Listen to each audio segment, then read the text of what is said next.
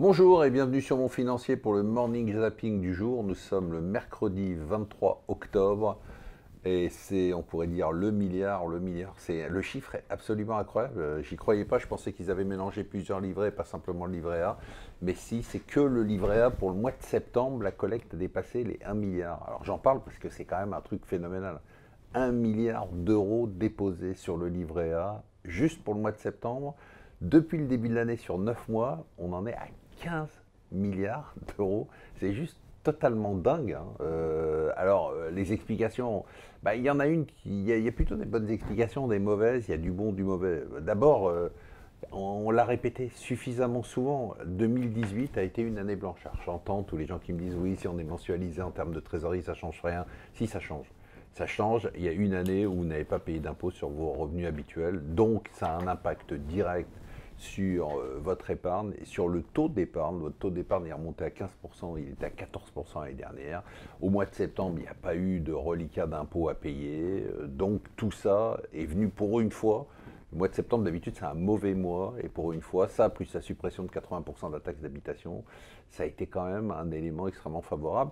Le deuxième truc, c'est que les Français sont anxieux. Et c'est clair qu'aujourd'hui, compte tenu de tout ce qu'on entend sur la retraite, le manque de courage du gouvernement sur la réforme des retraites fait que les Français sont inquiets sur le système de retraite. Et ils ont raison.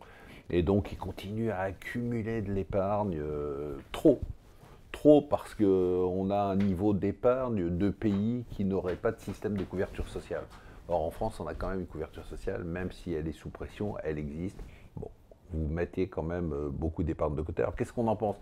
D'un côté c'est bien, parce que d'un côté c'est mieux que les 500 milliards d'euros que vous laissez dormir sur vos comptes courants à zéro. Donc on préfère que vous preniez 0,75, bientôt 0,50 que rien. D'un autre côté, c'est naze parce que vous avez toujours ces contrats d'assurance vie. Alors j'entends tout ce qui se dit sur les fonds en euros, ils existent encore.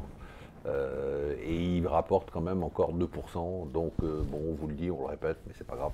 Euh, il vaut mieux mettre votre argent sur un fonds en euros de contrat d'assurance vie à 2% que de les mettre à 0% sur un livret. Mais bon, c'est un autre sujet. C'est pas totalement un autre sujet, c'est un sujet important. Argentine, j'en parle parce que c'est les élections dimanche. J'en parle parce que c'est un peu comme WeWork, c'est un peu comme les bulles, c'est-à-dire que c'est un signe quand même délirant de la mentalité des investisseurs et des marchés. C'est-à-dire que l'Argentine, c'est tous les 10 ans à peu près la même chose, hein. C'est-à-dire que le pays fait faillite, il ne rembourse pas. Ça a été la plus grande faillite de l'histoire, l'Argentine. Par rapport aux créanciers privés, on n'avait jamais vu ça, hein, quand l'Argentine avait fait défaut sur quasiment 100 milliards de dettes. Et là, c'est reparti. Ils ont 101 milliards de dettes et ils vont faire défaut.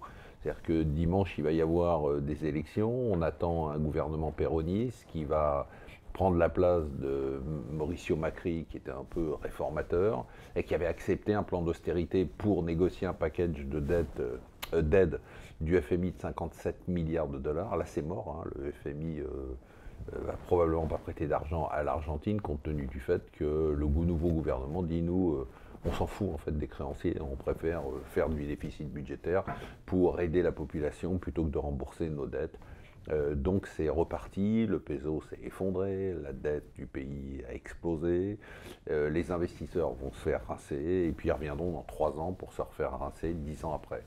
Alors on dit merci à qui? On dit merci à Donald Trump, on dit merci aux États-Unis qui sont de plus en plus indépendants énergétiquement et du coup qui n'en ont plus rien à foutre du Moyen-Orient, et tous les leaders autoritaires de la région se frottent les mains.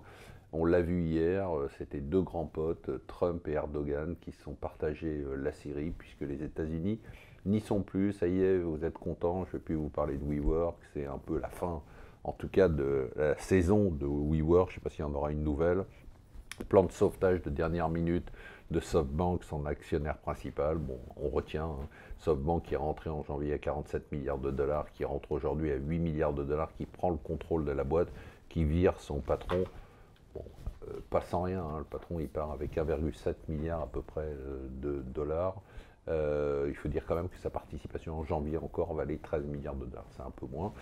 Brexit, suite là, et pas fin, c'est pas comme WeWork. Alors c'était étonnant hier, c'est à la fois une victoire et une défaite pour Boris Johnson. Le Parlement a dit d'accord, on va étudier le plan Brexit. Et puis d'un autre côté, il a dit non, on ne va pas l'étudier en 3 jours, et donc vous n'aurez pas votre sortie avant le 31 octobre. Et maintenant, Boris Johnson dit si vous ne me donnez pas ma sortie avant le 31 octobre, eh bien, si je suis obligé d'avoir un report, il semble qu'on s'achemine vers un report, eh bien je lance des élections anticipées, nananaire. La bonne nouvelle du jour, enfin, et ça c'est une vraie bonne nouvelle, c'est pas comme la France, locomotive de la croissance européenne, avec nos malheureux 1,2%, c'est compte tenu du l'allègement des charges sociales, eh bien la France est redevenue plus compétitive en termes de coût du travail. Et ça, c'est une bonne nouvelle. C'est évident qu'il faut baisser les charges sociales pour relancer l'emploi.